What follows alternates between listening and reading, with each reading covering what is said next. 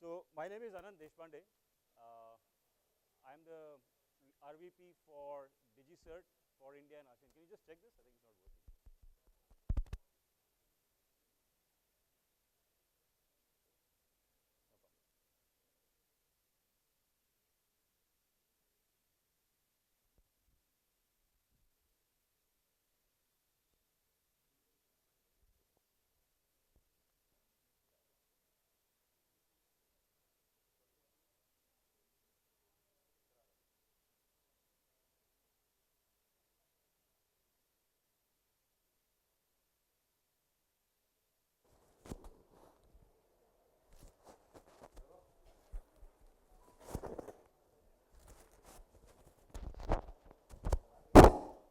Is this better? Can you hear me? Okay. So question, how many are partners in the room actually? Okay, all right, thanks. Okay, so how many of you do not know DigiCert? Everybody knows DigiCert, or people, is there somebody who doesn't know DigiCert? Okay, I guess people know DigiCert. All right, fine. So the topic for my presentation is partnerships and digital trust. We'll talk about what is digital trust and why it is indispensable to drive resilience and agility. Our customers are looking to drive resilience and agility, and digital trust is foundational to driving resilience and agility, and we'll talk about why that is the case. So let's start off by defining what digital trust actually is. So imagine you're flying on a plane. What gives you the confidence that the avionics system on that plane is going to be secure? Are you doing a UPI transaction? How do you know that transaction is going to be secure? Are you sending a message on WhatsApp? How do you know that it is encrypted end to end? Like WhatsApp says, even WhatsApp can't read it. All of this is enabled by digital trust. Digital trust is the foundational infrastructure that binds together the internet today. There is no internet, there is no digitization, there is no digital transformation without digital trust. And DigiCert, by the way, is the global leader in digital trust. Some of you raised your hands in terms of saying that you don't know what is DigiCert. Honestly speaking, before I joined DigiCert, even I didn't know what is DigiCert, all right? And my father, my dad, he actually asked me, what is this company that you're joining, DigiCert? And how do I sort of explain that to him? So I said, okay, is there anyone who doesn't know Amitabh Bachchan, by the way? Everybody knows Amitabh Bachchan, I'm presuming, right? It's okay if you don't know DigiCert, but I'm assuming everybody knows Amitabh Bachchan. Everybody has seen this movie, Diwar, right? So the way to explain that is, there's this very iconic scene in this movie, Diwar, where Amitabh Bachchan, actually, he walks into that lift. It's in the Oberoi Hotel in Mumbai, and Sawant and his two flunkies are there, and he says, Sawant Saab, agar main aapko bata दूं कि the power का सोना कब आने वाला है, everybody knows that dialogue, right? It's a very iconic dialogue. And basically what he does is that, he gives him a tone note essentially, right? And he says, "Sona ye de ke milega," right? So, and then what happens is, these two guys, he shows that, tone note to the smuggler on the boat. They put the two notes together, and then sort of, that the trust is established, okay? So that's really probably the easiest way I could explain to my dad in terms of what my company does, right? So there is a public key, there's a private key. When both of them come together and the validation is done, then a secure communication channel is established, right? So, and that's exactly what we do, by the way. This one slide tells you what DigiCert does, okay? We do PKI, which is public or private key infrastructure, and we do DNS, right? So just continuing with the Diwar topic, Vijay Verma, Villa number 786, he's trying to make a bank transaction, goes to the bank website. So DNS is what helps you to resolve the bank name. The website that you're trying to get to, it helps you to get there. PKI essentially validates that that address is a correct address and establishes the secure communication channel. Simple. So PKI and DNS, these are basically the two foundational elements, or I would say the air and water of the internet today. Everything else is management and protocol. And DigiCert probably is the only player in this space which does both. And we'll talk a little bit about that. What are some of our customers telling us? And I'll not spend too much time on this because we know this, but we know that the attack surface is expanding. It's not shrinking, it's growing on a day-by-day basis. We know that irrespective of what industry you're in, what vertical you're in. There is a whole load of regulations that you have to comply with, and that's not easy, by the way. We'll talk about why software development is significantly changing and why we should be concerned about it. I think there is no conversation today without AI, artificial intelligence, right? And we'll share a perspective on AI as well. Quantum, it's coming at us faster than we know it, and I'll share some perspective on that as well. And then, of course, automation, because the bad guys are coming at us with very sophisticated degrees of automation. You all agree? Right? And our response cannot be manual. You cannot fight machines with human intervention. You have to fight automation with automation, and I would argue you have to fight AI with AI, okay? So with that context, I want to talk about 5 key trends or disruptions or challenges, whatever you may call it. But these 5 items, if you will, are going to change life as we know it. In fact, they have already changed life the way we know it. So my request to you is just, spend 10 minutes of your time to please go through this, because this impacts all of us in this room and all of our customers. Okay, it's really, really critical.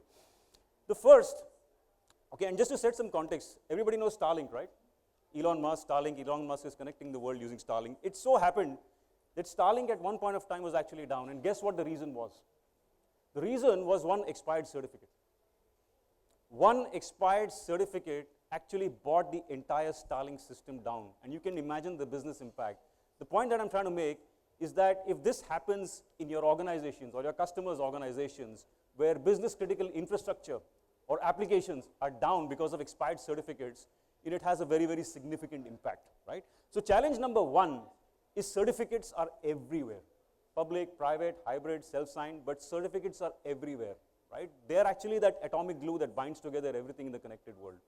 The challenge is that most of it is invisible. You don't see most of it. That is the big challenge, right? And an average enterprise today has anywhere between 20 and 50,000 certificates, and the big challenge that organizations and customers have is that they don't have visibility and they don't know how to manage this. And one single certificate going down can have a significant business impact. This is a big challenge. It's a massive challenge. It's compounded by the fact, which is the second challenge, and some of you may know about this, that the certificate life cycle is actually shrinking. So what you typically do once a year, the certificate that you renew once a year, you potentially, over a period of time, next couple of years, will have to do it 8 times a year, right? And that, by the way, is a PKI function. Its colonial cousin is the domain validation. Everybody has domains. It needs to be validated. Today, that is done once a year. In the same time frame, you will have to do that once in 10 days, which is 36 times every year, right? I'll repeat, 36 times every year. So you can do the maths, look at your organization, your customer organization, and talk about that, multiply that by a factor of 8x or 36x as the case may be, and you can do the math. This is going to have a tremendous amount of operational overload on customers' IT teams, infrastructure, etc. And we have to be prepared for this. This cannot be done manually. It cannot be done on Excel sheets. It cannot be done on homegrown applications. It cannot be done writing just APIs. It needs an enterprise-grade system to manage all of this. That's challenge number 2. Challenge number 3 is actually around software. And just in the last couple of weeks, we've had some really, really high-profile software supply chain attacks. It all starts at the software supply chain. It doesn't matter what vector. It doesn't matter what methodology. It doesn't matter what toolkit. The starting point is code injection into the software supply chain. How do you secure that? Regulation. Everybody or people have heard of the term SBOM, software bill of materials, SBOMs. Yesterday there was an RFP from one of the banks which saying they want SBOM and CBOM, crypto bill of materials. This is becoming mandatory going forward. How do you deal with that? If you talk about software development, CI, CD, API, shift left, all of that stuff, and you would have heard containers, right? Containers are so short-lived today, right? They are here today and gone tomorrow. So web, app, DB, database, all of that can be abstracted into one single container. You can spin off thousands and thousands of containers in minutes, and you can kill thousands and thousands of containers in minutes. How do you deal with security in this kind of an environment? It's a big challenge, right? That's challenge number 3. And of course, AI. And I'll talk a little bit about AI. In fact, I'll talk about AI, by the way, right? Anybody who doesn't use AI? Everybody uses AI. Kids are doing homework using AI, assignments are done using AI, agentic AI is there. So right from homework till agentic AI and everything in between, AI is fantastic, by the way. And everything on this slide is actually prepared using AI, by the way. Right? So AI is great productivity tool, has a lot of applications, changing the way we live. But one of the big challenges around AI, and you will all agree with me, is around this deepfakes. Right? How do you know what is real and what is not real? It's a big challenge. It's a big challenge for countries, it's a big challenge for individuals, it's a big challenge for regulators, it's a challenge for everybody. Right? So how do you sort of deal for this challenge? Because this is at scale. Right? And thankfully, there are solutions that are available, including from DigiCert, where you essentially will able to have sort of markers on images, which tells you where it's come from, how it was modified, was AI tools used on it, if yes, what AI tool was used, and so on and so forth. So that you have the ability to sort of, make an informed judgment whether I should believe this image or not believe this image. Right?